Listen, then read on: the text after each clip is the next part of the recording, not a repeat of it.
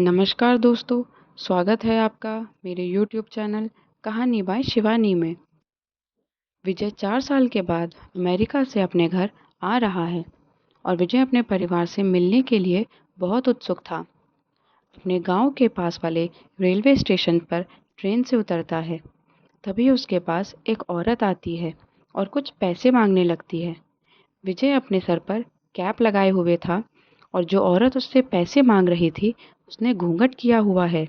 विजय उसको पैसे देकर वहां से चला जाता है और गेट के पास पहुंचकर रिक्शे का इंतजार ही कर रहा था तो वो देखता है कि उसके माँ बाप उसी स्टेशन पर भीख मांग रहे थे। विजय अपने माँ बाप के पास जाता है और उनसे बोलता है, माँ बाबूजी, ये आप लोग क्या कर रहे हो? उसके माँ बाप विजय को देखकर रोने लगते हैं। तभी विजय की पत्नी भी वहां आ जाती है। विजय उसे देखकर हैरान रह जाता है। ये क्या हालत बनाई हुई है तुम लोगों ने अपनी? तभी वो तीनों लोग विजय को गले लगाकर रोने लगते हैं। दोस्तों, ये घटना उत्तर प्रदेश के बरेली की है। विजय एक ठीक ठाक परिवार से था। वह दो भाई थे, एक विजय, दूसरा अजय। विजय की जो भाभी थी वह थोड़ा तेज तर्रार स्वभाव की थी और विजय की शादी नहीं हुई थी। विजय अपने भाई और भाभी की बहुत सेवा करता था और उनकी कही सभी बात मानता था। विजय एक दुकानदार के यहाँ काम किया करता था और वहाँ से जो भी पैसा मिलता था सारा पैसा अपने भाई और भाभी को दे जाया करता था। ऐसे ही बहुत टाइम निकल जाता है। विजय के माँ बाप अजय से बोलते हैं कि अब हमें विजय की शादी भी करनी चाहिए। अजय भी विजय की शादी के लिए तैयार हो जाता है, लेकिन उसकी भाभी को यह बात बहुत बुरी लगी क्योंकि उसको पता था कि अगर विजय की शादी हो गई तो विजय उनको पैसे देना बंद कर देगा। वो अजय से ये सारी बात बताती है, लेकिन अजय बोलता है कि हम विजय की शादी रोक तो नहीं सकते हैं ना। विजय हमारी सारी बात मानता है। तुम देखना कि शादी के बाद भी वह सारा पैसा हमें ही दिया करेगा। फिर विजय की भी शादी हो जाती है। विजय की पत्नी का नाम छाया था। छाया बहुत ही गरीब लेकिन नेक परिवार की लड़की थी। विजय अपनी पत्नी से बहुत प्रेम करता था। अब विजय अपनी तनख्वाह के सारे पैसे अपने माँ बाप और बीवी पर ही खर्च किया करता था। उसकी भाभी को यह सब अच्छा नहीं लगता था। वो अजय से बोलती है कि मैंने तुमसे बोला था ना, अगर विजय की शादी हो गई तो वह हमें कुछ भी नहीं दिया करेगा, और आज वही हो रहा है।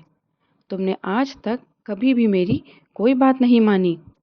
अब मैं जैसा बोलती हूँ वैसा ही करना, समझे? अजय अपनी पत्नी के सामने चुप हो जाता है।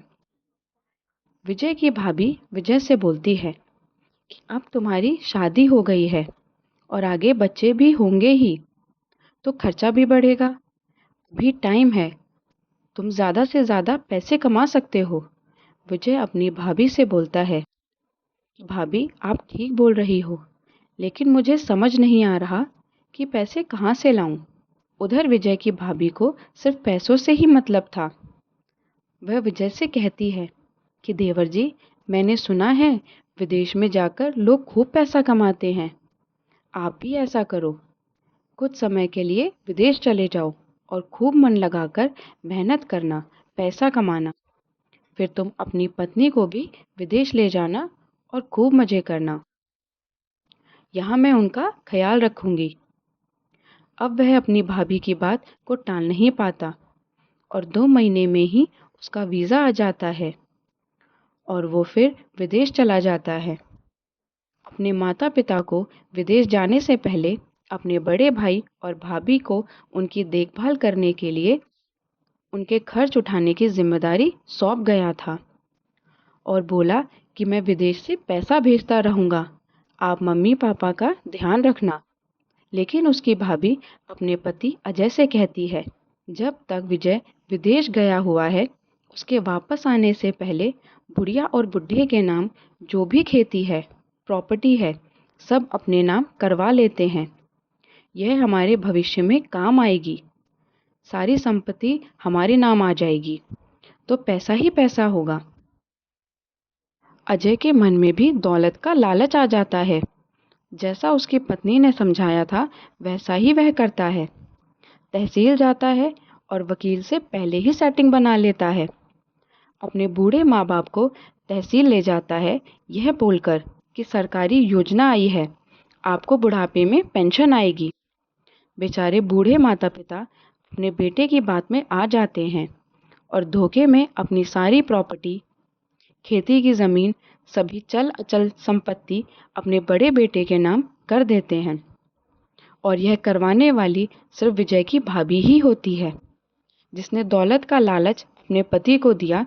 और सब कुछ अपने नाम होने के बाद वह लोग बूढ़े माँ बाप और छाया को घर से बाहर निकाल देते हैं और घर में ताला लगाकर चले जाते हैं।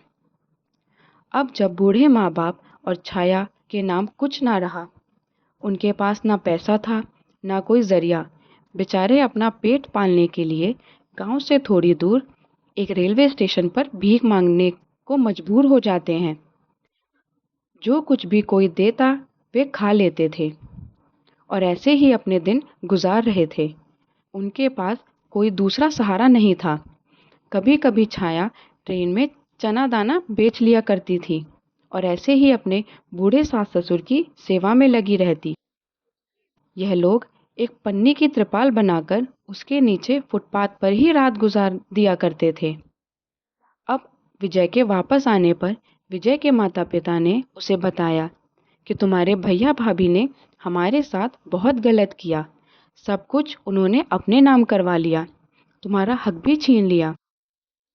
यह तो शुक्र है ईश्वर का कि हमारी यह छोटी बहू बहुत नेक और दयालु है।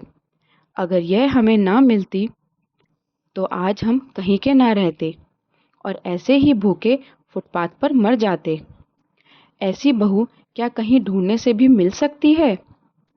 यह सुनकर विजय रोने लगता है।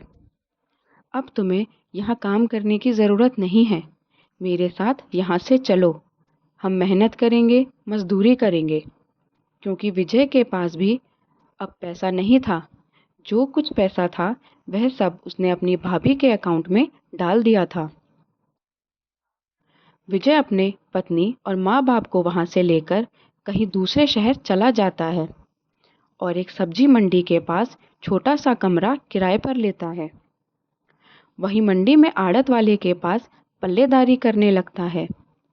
गाड़ियों में सामान लोडिंग व अनलोडिंग करने का काम करने लगता है। उसी से जो दिन भर पैसा कमाता अपने घर का खर्च चला लेता, क्योंकि 4 जनों का खर्चा निकालना अपने आप में ही एक मजदूर आदमी के लिए बहुत बड़ी चुनौती है। धीरे धीरे ऐसे ही चलता रहा। एक दिन उसकी पत्नी कहती है कि आप मुझे एक सब्जी की दुकान करवा दो, मैं सब्जी बेच लिया करूँगी, आप काम करते रहना, हमें थोड़ा और सहारा हो जाएगा पैसों का। मम्मी पापा घर पर ही रहा करेंगे, बूढ़े हैं, यह अब कर भी क्या सकते हैं। इस बात पर विजय के पिता भी सहमति जताते हुए कहते हैं कि बेटा बहू ठीक कह रही है, हम दुकान पर बैठ जाया करेंगे, धीरे धीरे हमारा ये सब्जी का धंधा चल जाएगा। विजय मार्केट में अच्छी सी जगह देखकर सब्जी की दुकान डलवा देता है। उधर वो मंडी में पल्लेदारी करता है और अपनी दुकान के लिए मुनासिब दामों पर सब्जियां खरीद लाता था। अच्छी बिक्री होती है, पैसा बचाने लगता है, धीरे धीरे पैसा इकट्ठा होने लगता है। किराए का मकान इन लोगों ने ले रखा था। मकान मालिक का किराया भी चुकाते हैं और साथ साथ एक छोटा सा 100 गज का प्लॉट भी खरीद लेते हैं। खरीदने के बाद धीरे धीरे कुछ और पैसा जमा करते हैं और खूब मेहनत लगन से कमाते हैं और घर भी बनवा लेते हैं। मंडी में काफ़ी समय से काम करने से विजय वहाँ के लेन देन को अच्छे से समझ गया था। वह फिर अपनी खुद की एक आड़त खोल लेता है और उनका बढ़िया रोजगार होने लगता है। इतना अच्छा उनका रोजगार चलता है कि उन्होंने कई प्लॉट खरीद लिए। जितनी प्रॉपर्टी उसके भाई ने हड़प ली थी, उससे 2 गुना प्रॉपर्टी वो लोग खरीद लेते हैं। उधर जो अजय और उसकी पत्नी प्रॉपर्टी हड़प कर अपने ससुराल चले गए थे, अजय के ससुराल वालों ने उसकी खूब सेवा की, लेकिन जब पैसा खत्म हो गया तो उन्होंने लात मारकर उन्हें अपने घर से बाहर निकाल दिया, यह कहते हुए कि जो अपने माँ बाप का ना हुआ वो हमारा क्या होगा। कहते हैं ना कि जैसा करोगे वैसा ही भरने को मिलेगा, और वह हुआ भी। उन्हें भी धक्का देकर घर से बाहर निकाल दिया गया। वह दर दर की ठोकरें खाने को मजबूर हो गए। एक एक पैसे के लिए तरस रहे थे। 2-2 दिन हो जाते थे, खाना भी नहीं मिल पाता था। पानी पीकर अपनी भूख मिटा रहे थे। जैसे उन्होंने अपने माँ बाप के साथ किया, अपनी छोटी बहू के साथ किया, आज वही दिन उन्हें देखने पड़ रहे थे। लेकिन एक दिन अचानक भटकते हुए वह किसी तरह से उस सब्जी मंडी में आ जाते हैं।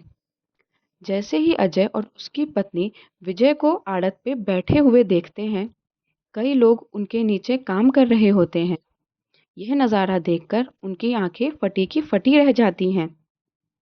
फिर वह दोनों विजय के पास जाते हैं। मम्मी पापा भी वहीं बैठे हुए थे। अजय की पत्नी जैसे ही अपनी सास और ससुर के चरणों में आशीर्वाद लेने के लिए झुकती है, तो विजय रोकते हुए कहता है, भाभी दूर ही रहना, माँ बाबूजी को हाथ भी मत लगा देना।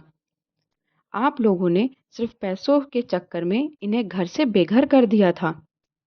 तुमने मेरी जमीन जायदाद भी हड़प ली। अब क्या करने आए हो यहाँ? जहाँ मर्जी चाहे चले जाओ, हमसे आप लोगों का कोई रिश्ता नाता नहीं है। लेकिन उनकी खराब परिस्थिति को देखते हुए उसके सास ससुर कहते हैं कि बेटा, अजय से गलती हुई है, इसे माफ कर दो। आखिर जो भी है, यह है तुम्हारा ही भाई। जो होना था हो गया, अब इन्हें माफ कर दे। इस पर विजय की पत्नी छाया भी कहती है, हाँ माँ बाबूजी सही कह रहे हैं, ये जैसे भी हैं हमारे परिवार का हिस्सा ही हैं, और अगर भैया भाभी कहीं और भी काम करने के लिए जाएंगे तो हमारी इज्जत ही मिट्टी में मिल जाएगी।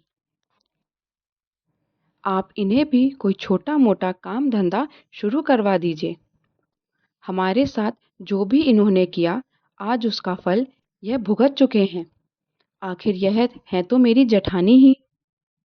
विजय का गुस्सा भी अब शांत हो जाता है।